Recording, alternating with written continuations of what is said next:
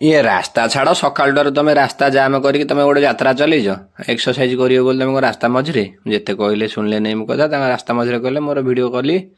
ଆଉ ଦେଖନ୍ତୁ ସକାଳୁ ସମସ୍ତେ ଆମେ ସାଙ୍ଗସାଥି ମିଶିକି ଯାଉଛୁ ଏମିତି ଏକ୍ସରସାଇଜ କରିବା ପାଇଁ ରନିଂ ଟିକେ ହାଲକା ହାଲକା କାରଣ ବର୍ତ୍ତମାନ ବହୁତ ପୋଷ୍ଟ ବାହାରିଛି ଆବେଦନ ମଧ୍ୟ ଆମେ ସବୁ କରିଛୁ ଆପଣମାନେ ମଧ୍ୟ ଆବେଦନ କରିକି ଏମିତି ସବୁ ଟିକେ ପ୍ରାକ୍ଟିସ୍ କରନ୍ତୁ କାରଣ ଆଜିକାଲି ତ ଦେଖୁଛନ୍ତି ଚାକିରି ସମସ୍ୟା ଯେମିତି ହେଲାଣି ଆପଣମାନେ ଟିକେ ଯଦି ଏଥିରେ ପ୍ରାକ୍ଟିସ୍ ନ କରିବେ କିଛି କରିପାରିବେନି ସେଥିପାଇଁ ଆମେ ସକାଳୁ ସକାଳୁ ଏମିତି ସବୁ ଯୋଗ ବ୍ୟାୟାମ କରୁଛୁ। ଆଉ ମୁଁ ତ ଆଜି ଆସିଥିଲି ଯାହା ହଉ ଶୀତ ଟିକେ ଛାଡ଼ି ଆସିଲାଣି ତଥାପି ମୁଁ ଜ୍ୟାକେଟ୍ ଫ୍ୟାକେଟ୍ ପିନ୍ଧିକି ପଳେଇ ଆସିଥିଲି ତାଙ୍କ ସାଙ୍ଗରେ ହାଲକା ରନିଂ କରିବା ପରେ ଏମିତି ଏକ୍ସରସାଇଜ କଲି ମୁଁ ଟିକେ ଭିଡ଼ିଓ କରିଦେଲି ଆଉ ତାଙ୍କୁ ଖାଲି ପରାମର୍ଶ ଦେଉଥାଏ ଏମିତି କର ସେମିତି କର ଗୋଟେ ମାମଲ ଦରକାର କରୁଛି ଦେଖନ୍ତୁ ମୁଁ ଠିଆ ହେଇକି କିଛି ମୋର ଦୁଃଖ ଧନ୍ଦା ସେମାନେ କରୁଛନ୍ତି ମୁଁ ଖାଲି ବୁଝଉଛି ତାଙ୍କୁ ଏମିତି କର ସେମିତି କର ଯାହା ବି ହଉ। ଦେଖନ୍ତୁ ମଝିରେ ଆମର ଧନେଶ୍ୱର ଭାଇ ଅଛନ୍ତି ଯାହା ସାଙ୍ଗରେ ମୁଁ ହାଟକୁ ଯାଇଥିଲି ସେ ଭାଇ ଅଛନ୍ତି ଦେଖନ୍ତୁ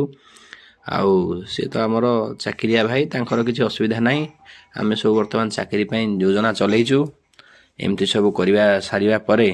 ସମୟ ବର୍ତ୍ତମାନ 7:30 8ଟା ହେଲାଣି ସକାଳୁ ଆସିଥିଲୁ 1.5 ଘଣ୍ଟା 2 ଘଣ୍ଟା